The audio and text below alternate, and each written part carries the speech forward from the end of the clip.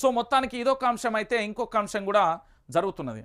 ఏంది, త్వరలోనే జిల్లాలు పర్యటిస్తా, వారిని వారానికి ఒక క్షేత్రస్థాయిలో కూడా పర్యటన ఉంటుంది.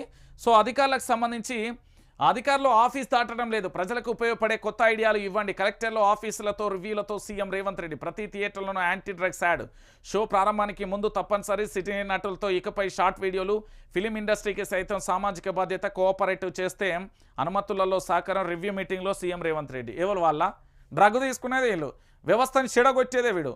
ఒకడేమో షెడ్యూలతో డ్యాన్సులు చేపిస్తాడు, ఒకడు అడ్డమైన పాటలతోని, ఒకడేమో అడ్డమైన షోలతోని. సినిమా ఇండస్ట్రీ గురించే చెప్తున్నాను.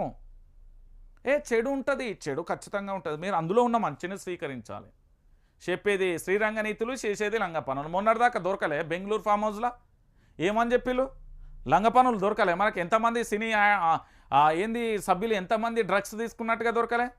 దొంగలరా నాయన, మంచోళ్ళు కూడా ఉన్నారు కానీ మంచోళ్ళని నేను అంటలేను. ఈ దొంగ పనులు లంగ పనులు చేసేటోళ్ళని అంటాను నేను. చాలా క్లియర్గా చెప్తున్నా, ఇందులో దొంగ పనులు లంగ పనులు చేసేటోళ్ళ గురించి మాట్లాడుతున్నా. డ్రగ్గులు సినీ ఇండస్ట్రీకి సంబంధం లేదా? ఆ రోజు ఏంటంటే కోతికి కనుక కొబ్బరి చిప్ప దొరికినట్టు ఎగురుతీవి కదా. నేను అధికారంలోకి రాగానే మొత్తం డ్రగ్ వ్యవహారాలకు సంబంధించి బయటికి తీస్తాంటి. వచ్చిన వారం రోజులకు హడావిడి ఎత్తి మరి ఏమైందో ఏం పాడో ఏం కథనో నాకైతే ఏ లిఫ్ట్ ఎక్కిలో ఏ లిఫ్ట్ దిగిలో తెలియదు కానీ దాని దుకాణం బంద్ చేస్తుంది. ఎవడి స్వార్థం వాడిది, అది అర్థమైపోయింది. ఇక దానితో పాటుగా మరో అంశం, వారవ్వా దిశోనికి ఇవాళ మెలకు వచ్చింది. సెల్ఫీ వీడియో తీసుకొని రైతు సూసైడ్, కొందరు ఆక్రమించారట. అబ్బా, ప్రభుత్వం గురించి అంత మంచిగా చెప్తే దాని గురించి చేయలే. రైతు రుణమాఫీకి పైసలు రెడీ, ఎక్కడి నుండి వచ్చినాయో చెప్పాలి. అది ఏమున్నది, ఏం లేదు, మా పొట్టగొట్టనీకి చూస్తున్నారు కానీ మీరు. నేను చెప్తున్నా కదా, దిశలో ఇంకా మార్పులు రాలే. కొద్ది మేరకు ఇప్పుడిప్పుడే ఏదో తూతూ మంత్రం తుమ్మకే మంత్రం అన్నట్టుగా ఉన్నది.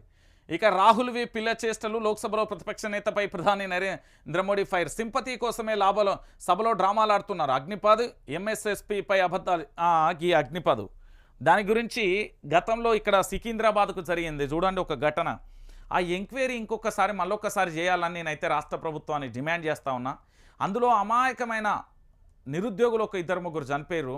ఓ కోచింగ్ సెంటర్లకు సంబంధించిన బామ్మార్దులు వాళ్ళని నేరుగా హత్య చేసినట్టే రెచ్చగొట్టిలు. పాపం తాను బతికి ఉంటే చివరిలో కనీసం ఎవిడెన్స్ అన్నా నాకు దొరకపోయేసరికి వాళ్ళని ఏమనలేకపోతున్నా. కానీ మళ్ళొక్కసారి ఈ సికింద్రాబాద్ ఘటన మీద రాష్ట్ర ముఖ్యమంత్రి ఒకసారి మళ్ళీ దాన్ని ఫైల్ ఓపెన్ చేస్తే బాగుంటుంది. నేను చెప్తున్నా కదా,